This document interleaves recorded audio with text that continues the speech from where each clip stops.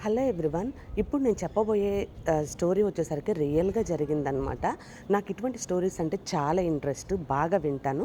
అందులో ఇదొకటి మీతో షేర్ చేసుకోవాలనుకుంటున్నాను. 2018 సంవత్సరం ఆహ్, అది హైదరాబాద్‌లో జరిగిన ఒక సంఘటన అనమాట.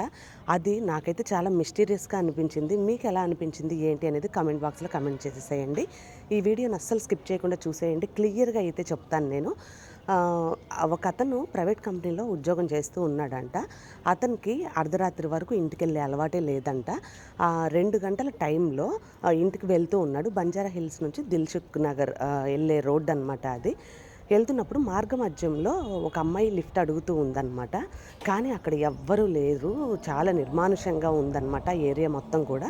అటువంటి ప్లేస్‌లో ఒక అమ్మాయి సింగిల్‌గా ఉండి లిఫ్ట్ అడుగుతూ ఉంటే అతనికి భయమేసిందనమాట ఫస్ట్. తర్వాత ఎందుకైనా మంచిదిలే, ఆ అమ్మాయిని చూడగానే విచిత్రంగా అనిపించిందంట.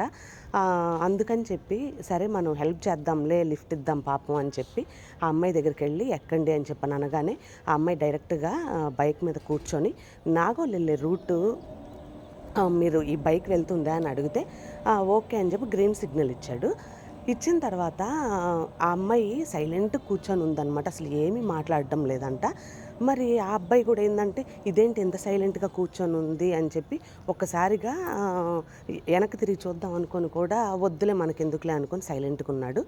కొద్ది దూరం పోయిన తర్వాత చాలా బండి లైట్ వెయిట్‌గా అసలు బరువే లేనట్టు, ఎనక ఎవరు లేనట్టు అనిపించిందంట. అందుకని చెప్పి వెనక్కి తిరిగి చూసేసరికి ఆ అమ్మాయి ఉన్నట్టుండి మాయమైపోయింది. లేదు అక్కడ అమ్మాయి. ఇంకా బండి పార్క్ చేసి పక్కన ఎక్కడ ఏంది అని చెప్పి అంతా వెతుకుతూ ఉన్నాడంట. ఎక్కడ కనిపించలేదంట.